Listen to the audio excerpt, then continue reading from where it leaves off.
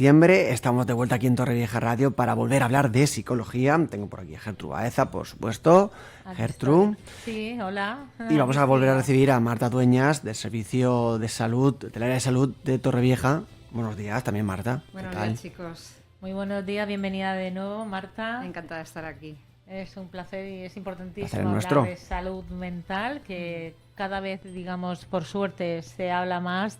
Antes era como un poco tabú, incluso, vamos a decir una palabra que no me gusta nada, ibas al psicólogo, ¿es que estás loca o estás loco? Sí, sí, O sea, no, que va, estoy más cuerdo que tú, porque yo voy porque quiero estar bien y necesito esa salud mental, porque cuando estamos malos de una gripe, vamos al médico correspondiente y si estás teniendo un problema en tu vida, por lo que sea, de lo que sea, puede ser de mil causas, de salud, de laboral, de pareja, de amigos, mil cosas, pues necesitas un apoyo y para eso estáis los psicólogos. Sí, sí. Yo creo que las nuevas generaciones, la gente más joven, de hecho está poniendo mucho en valor también esto, ¿no? De alguna manera también son más responsables. En este sentido, lo que yo estoy viendo, incluso poniendo un poco de moda la salud mental, ¿no?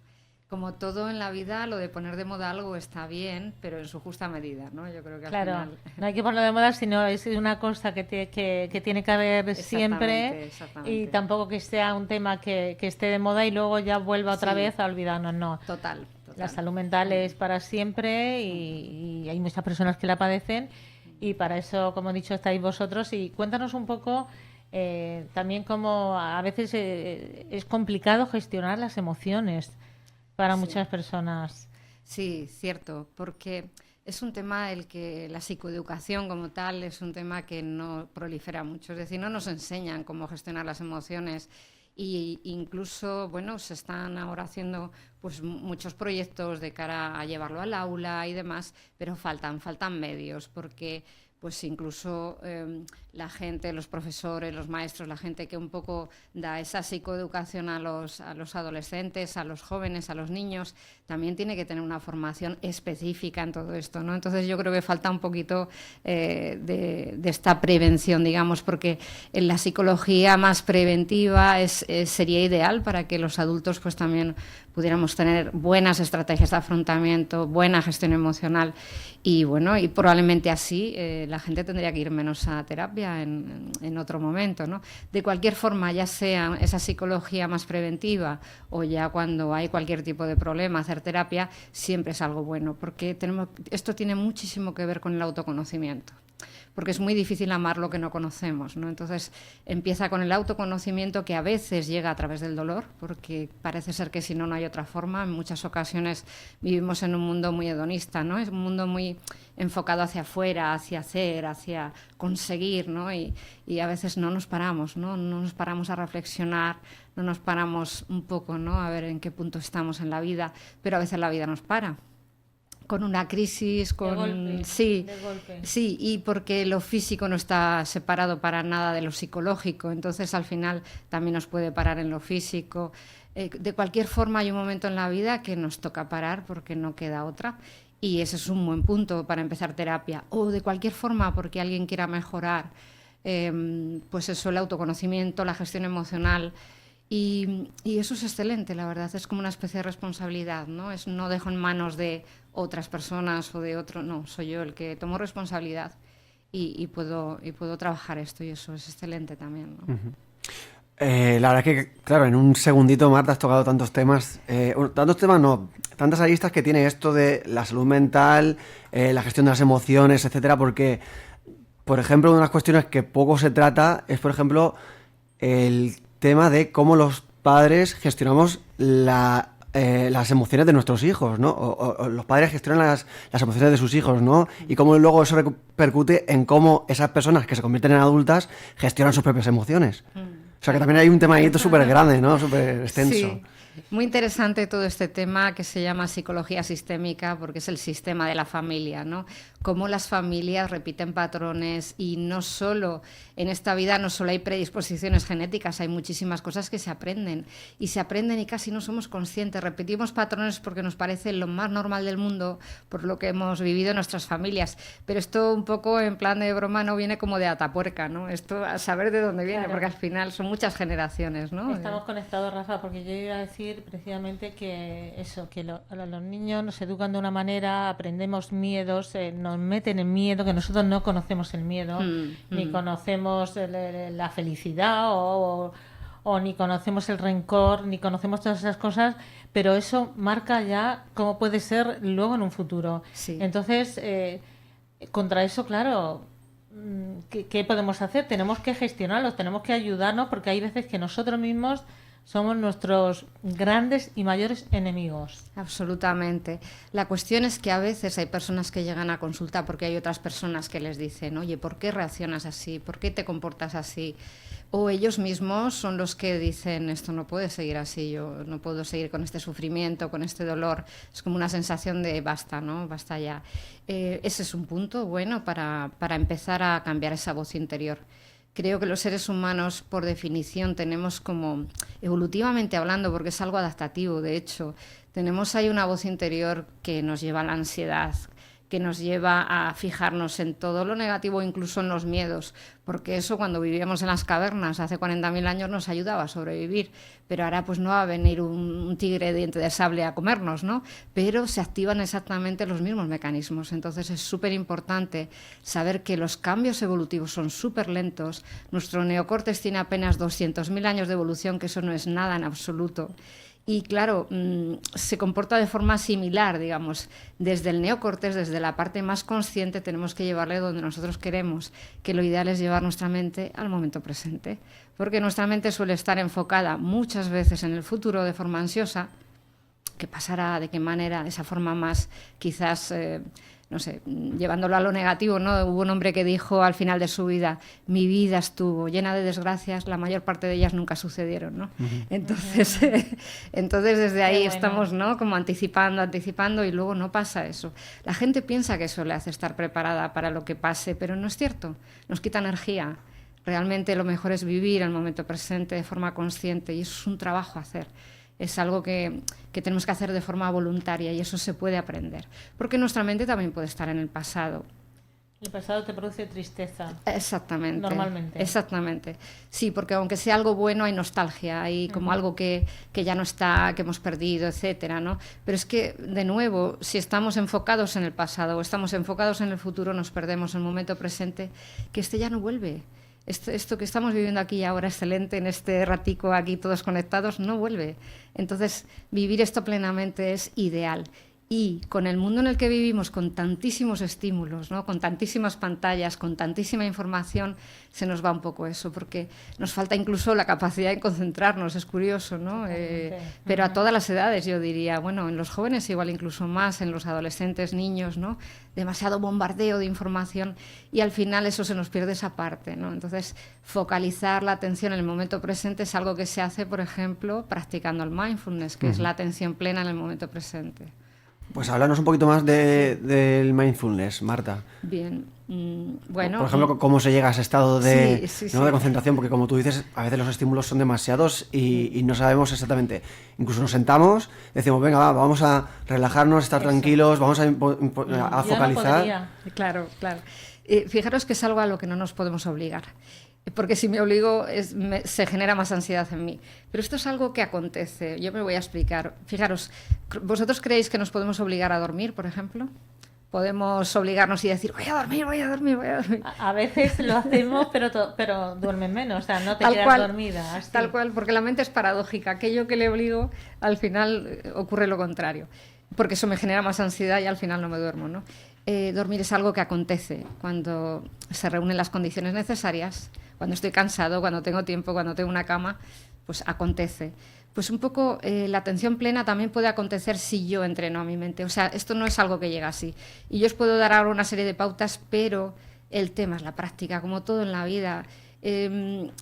los cambios son difíciles para el ser humano porque estamos en nuestra zona de confort, que puede ser una zona dolorosa, pero estamos ahí. Y eso es ahí es donde estamos bien, entre comillas, aunque estemos mal, quiero decir. Entonces, salir de ahí o se sale a través de una crisis, a través de un sufrimiento, o se sale a través de tomar conciencia y decir, no, yo tengo que hacer las cosas de manera diferente porque encima me vienen bien. La gente cuando prueba este tipo de cosas dice, wow, quiero seguir, ¿no? Porque me va bien. Pero no es algo que podamos obligarnos a hacer. ¿Cómo decirlo? Es como un cambio de actitud. Es como si voluntariamente de verdad quisiéramos tener esa atención plena o esa conciencia, este momento presente, siempre con amor. Es decir, aunque lo que esté pasando sea muy doloroso, si yo rechazo todo eso que está ocurriendo, voy a seguir sufriendo y yo no puedo cambiar eso en la vida, ¿no? Es como, también a veces tiene que ver con soltar el control, también tiene que ver muchas veces con ese cambio de diálogo interno, ¿no? Tiene que ver con una serie de cuestiones que normalmente lo ideal es hacerlo a través de un proceso. ¿Por qué un proceso? Porque es la mejor manera de integrarlo en nuestra vida y de querer practicarlo porque nos va bien, ¿no? Es algo así. También nos conecta con la parte espiritual, que hoy en día parece que está un poco olvidada, ¿no? Y es algo que forma parte inherente del ser humano y a la que tenemos que volver también, ¿no? A esos valores, a esa manera de tener gratitud a la vida, a todo lo que tenemos que damos por sentado, pues que damos el interruptor de la luz y hay luz, y esto somos unos privilegiados, esto no lo tiene todo el mundo. O una ducha de agua caliente y una toalla limpia, ¿no? Entonces tú puedes ducharte por la mañana y estás pensando en qué ropa te vas a poner, en qué entrevistas tienes que hacer, en qué, no sé, en qué emails tienes que contestar, o puedes estar pendiente de la ducha, ¿no? A ver cómo es el agua, el olor del gel, cómo toda este agua me está limpiando de todo lo que yo necesito que se vaya, ¿no? Todo puede ser vivido de esta manera si paramos un momento y prestamos atención real. Yo pienso realmente, yo tengo 55 años, que mis abuelos, yo lo recuerdo, eran más mindful, ¿no? De forma natural. ¿Por qué? Porque entonces se vivían en entornos más quizás naturales, ¿no? Más conectados con la naturaleza, más rurales, más, y quizás también más en conexión con los demás. Hoy, si os fijáis, y eso lo vemos cuantos más jóvenes son más, que como que hay desconexión. Parece que las redes son conexión, pero no es cierto, porque estamos en una pantalla, es algo, entre comillas, irreal, no es conexión con otras personas, ¿no? Entonces, volver a tener las conexiones, no con otros solo, sino con un trabajo que te guste, con un voluntariado, con cosas que sean importantes, ¿no? Al final eso también forma parte del mindfulness. Lo podemos llamar mindfulness o lo podemos llamar de otra manera, pero al final es volver a recuperar todo eso en el momento presente, ¿no? Y valorarlo. A mí, Marta, cuando hablo o cuando tengo como conciencia, ¿no? de esto que tú comentabas, ¿no? De la ducha, me pasa sobre todo con la comida, ¿no? Que a lo mejor estoy desayunando y estoy pues con el móvil o no sé qué, y llega un momento dado que digo, no, voy a concentrarme en esta tostada que me acabo de hacer con su tomate, con su aceite, ¿no? Pero eso me pasa sobre todo con la comida, pero en el resto de cosas que hago no me pasa tanto. Claro. O no soy tan capaz de entrar en ese estado como, por ejemplo, con la comida. ¿Cómo podría enfocarme en lo que estoy haciendo, por ejemplo, aquí en la radio o cuando juego a balonmano, por ejemplo, por decir casos personales? Me encanta, Rafa, porque fijaros, hay una cuestión con el tema más neuronal que se llama la red neuronal por defecto, que es muchas veces ese piloto automático en el que vamos cuando ya hay algo muy automatizado en nuestra vida y ya seguimos eso. Entonces sí que se nos pierde. Parece que somos capaces de atender a muchas cosas a la vez, pero no es cierto. De hecho, es curioso porque las investigaciones están viendo que cuando yo presto atención a una cosa, tengo el 100% de la atención ahí, pero cuando presto atención a dos, igual me lo estoy inventando porque no lo recuerdo, es el 40% en cada una. O sea, ni siquiera se va perdiendo atención en los pasos, ¿no? Y entonces al final, de alguna forma también me pierdo esa parte, ¿no? Del balonmano, del trabajo, que también son significativas. Esto se aprende entrenando, como todo en la vida. Entrenando pico pala, todos los días. Fijaros, esto es súper interesante. Si yo me doy cuenta que estoy divagando y en el piloto automático y vuelvo a prestar atención intencionalmente al momento presente sin juzgarme, porque esto es algo que hacemos, ya estás distraído, ¿ves? Si es que no, tal, y tengo esa voz un poco ahí, ¿vale? No, así no, es como, mira, esta es una nueva oportunidad para volver a prestar atención, me trato bien, me doy cuenta y digo, qué guay que tengo esta oportunidad, ¿no? Entonces, este es el caso, porque no podemos evitar la red neuronal por defecto, que esa está ahí, pero sí que puedo entrenar la red enfocada en la tarea, ¿no? Aquella que de alguna forma me lleva a prestar atención a ese momento presente, porque si no, al final, en este mundo de tantos estímulos, podemos estar, entre comillas, un poco disociados de la propia vida, ¿no? Y bueno, eso trae sus consecuencias también, ¿no? ¿Y cómo se entrenaría eso? ¿Cómo sería algún tip, algún consejo para entrenar esa concentración o ese estado de estoy en lo que estoy? Pues prestar atención al cuerpo, en primer lugar. Es súper importante prestar atención del cuello para abajo, porque nosotros estamos mucho en la mente, ¿no? Entonces es súper importante pues, ver cómo estoy caminando, por ejemplo, qué postura tengo, cómo estoy respirando, todo ese tipo de cosas. Incluso hacer un pequeño stop, ¿no? Y decir, a ver, voy a hacer un breve escaneo corporal, voy a ver cómo estoy. Y eso es el cuerpo siempre está en el presente, la mente no. Pero el cuerpo siempre está en el presente, o sea que un anclaje estupendo al momento presente es estar en el cuerpo, que además nos avisa de muchas cosas, pero no queremos escuchar, ¿eh? Entonces, interesantísimo. Incluso, por ejemplo, un ejercicio excelente es prestar atención a la planta de los pies. Es la parte más distal, más distante entre nuestra cabeza, nuestro cerebro intracraneal y el suelo, ¿no? Y los pies es como la parte más distal en nuestro cuerpo. Entonces, prestar atención ahí y ver cómo se apoya en el suelo, sentir incluso si es en un sitio natural mejor la arena, la tierra, el césped. Eso es excelente, también nos hace sentirnos muy conectados con la madre tierra, ¿no? También. Y es excelente también un momento también que se llama grounding, ¿no? Como de alguna forma de estar en el momento presente, de estar en este instante, ¿no?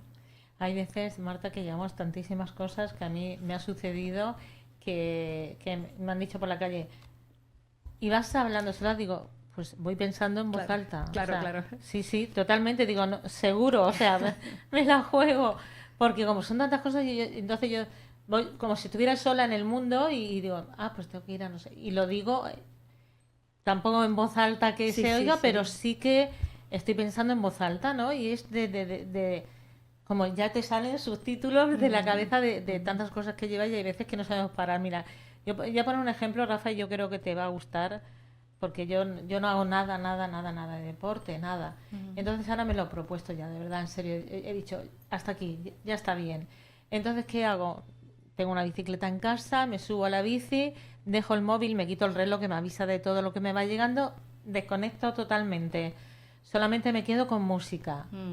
Entonces, me siento súper bien. Claro. Me siento súper bien. Primera, ya está bien, lo estás haciendo ahora, es bueno para ti. Y segunda, por esos 45 minutos que estoy arriba de la bici, no saber nada del mundo. Claro. Me ducho y luego ya lo cojo porque sé que tendré muchos WhatsApp, correo, muchas cosas, pero ese tiempo es decir, ya está bien para mí, o sea, para mí, y me siento que cada día voy mejor porque ya antes hacía 3 días y ahora estoy haciendo todos los días. Qué bien. Y todos los días esos 45 o 50 minutos que estoy en la bici. Y aviso a mi hermana y todo, digo, no llaman a mi nada porque es que no estoy. Es mi momento, ¿no? Sí, no estoy. Porque enseguida se preocupan, como siempre lo tengo encima, qué raro, ¿no? Claro. No, es el momento y lo que más me gusta conmigo misma decir, estoy haciendo deporte por fin, ya está bien. Me encanta. ¿Qué estabas haciendo antes? O sea, bien. Y me siento conmigo misma súper bien. Termino cansada, me duele. Pero es... Claro. Gratitud conmigo misma, que me siento bien. Me encanta porque el sedentarismo es una de las cuestiones que también nos impide tener una buena salud mental. Claro. Está súper relacionado, de hecho, porque, por ejemplo, como tenemos además trabajos que no dejan de ser pues a veces bastante estresantes, o un montón de información que viene a través del móvil, o muchas demandas de mucha gente, al final ese espacio para tener deporte es algo que nos ayuda a quitar la activación tensa que tenemos dentro, que puede convertirse en ansiedad, ¿no? Entonces, y además es lo primero que recomendamos en la consulta del psicólogo, incluso el psiquiatra, es haz deporte. Es excelente. Y hacerlo de forma consciente e ideal. Y como todo en la vida, en su justa medida. Porque hay personas que pueden llevar el culto al cuerpo y el deporte al extremo contrario, ¿no? Como todo no es bueno. Como todo. Yo creo que es algo, como digo, hago un poquito también de fuerza porque es necesario a una edad. Pero he empezado y veo que me gusta. Qué guay. Fíjate, sí, sí. y antes, y la tengo ahí, no te puedes ni imaginar el tiempo. Y yo la veía y me miraba, yo la miraba, así nos miraba mutuamente. Claro, total. Hasta que dije, ya está bien. Ahora es el momento. Entonces sí, y todo yo creo que tiene un momento y estoy súper bien porque me siento muy bien conmigo mía, que eso es importantísimo. Claro, ya lo creo. El otro día, una anécdota y ya termino yo de hablar, estábamos jugando en casa de mi hermana a un juego y en ese juego gané. Y yo siempre, se quedaron muertos porque me salió del alma. Digo, me alegro por mí. Porque Qué bueno. siempre dices, me alegro por ti y tal. Claro. Pero dije, me alegro por mí. Qué bueno. Me qué salió bueno. del alma. Pero y qué mi bueno. hermana y todo. ¡Ay! Y qué bien, ¿no? Digo, sí, es que es verdad, me alegro por mí. Qué bueno. O sea, que también uno tiene que quererse, ¿no? Porque siempre Absolutamente. quieres mucho más a los demás y te olvidas de ti. Mm, Entonces me salió del alma ese, me alegro por mí. Me encanta. Yo creo que al final, y esto igual con un tema más de género, a veces se da más en las mujeres que en los hombres, pero no siempre, pero es ese rol de cuidadoras que tenemos las mujeres, ¿no? Ese rol de muy empáticas, de hecho, a nivel también incluso evolutivo, como que genéticamente estamos más predispuestas pues para la crianza de los hijos, nietos, etcétera, ¿no? Pero al final la empatía sin límites es autoabandono. Ojo. ¿Por qué? Porque es que llega un momento que ya se me acaba. Es como si, vale, a mí me dan al nacer, entre comillas, una capacidad empática y si la desgasto hasta los límites y sospechados, ya se acabó. Entonces ya es cuando nos quebramos, ¿no? Pero nos quebramos para hacer un cambio, ¿no? Y no hace falta quebrarnos para llegar a ese cambio. Y esa es la cuestión, ¿no? Que siempre es un buen momento para trabajar la gestión emocional, porque nos hace sentir bien, para trabajar el cuerpo, para tener, pues eso, hobbies, para tener pues relaciones significativas, en fin, para todo este tipo de cuestiones que al final esto es el momento presente y esto es la vida, porque nunca sabemos cuánto va a durar esto. Entonces, mirad, nosotros podemos vivir, por ejemplo, hablando de las emociones, todos sabemos que la única realidad absoluta es que vamos a morir, ¿no? Todo lo que está vivo llegará un momento en el que haya un fin. Entonces, nosotros podemos vivir con miedo a la muerte, o podemos vivir sabiendo que vamos a morir y entonces vamos a aprovechar esto todo lo que podamos.